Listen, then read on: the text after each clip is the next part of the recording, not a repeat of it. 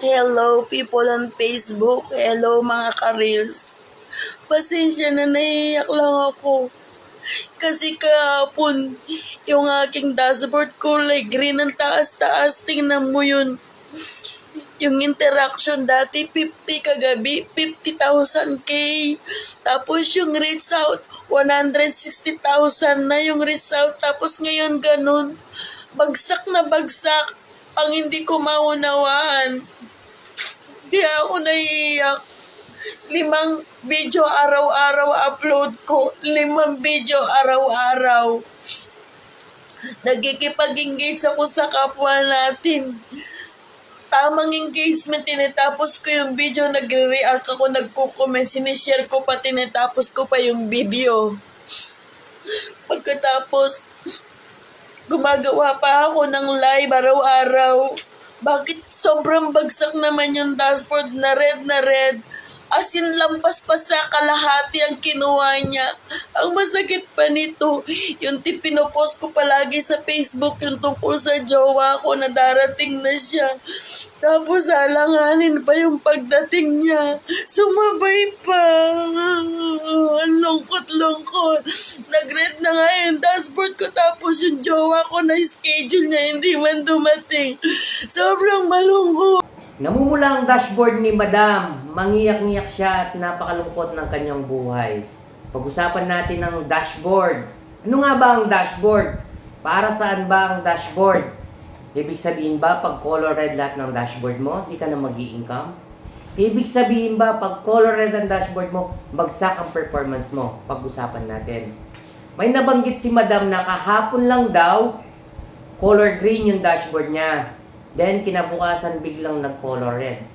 Ano nga ba ang dashboard? Bakit color green siya, then kinabukasan biglang nag-color red?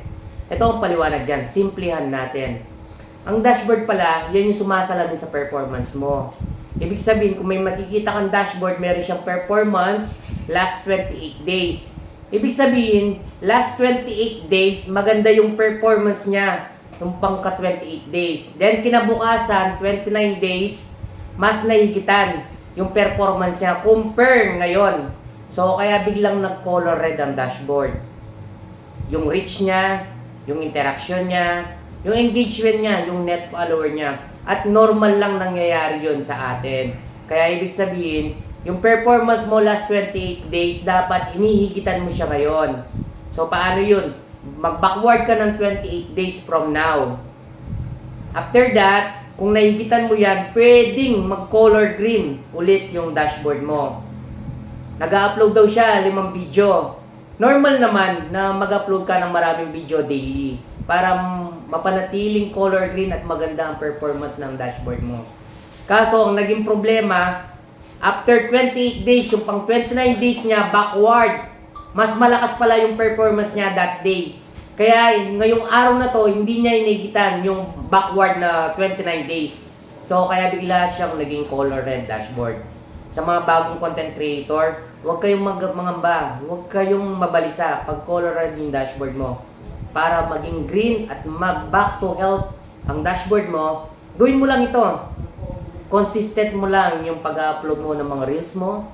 Consistent mo lang yung pag-upload ng mga long form video mo at consistent ka lang sa pagla-live. Samahan mo na rin ng consistent na pakikipag-engage, pakikipag-resbackan sa mga comment section na related sa mga post mo. At sure na sure yan, mapapasin ka ni Meta. Kaya huwag kang mag-alala. At hindi rin related yung jowa ni Madam sa dashboard niya. So kung may natutunan ka, please follow Pinas for more video. Thank you and God bless you.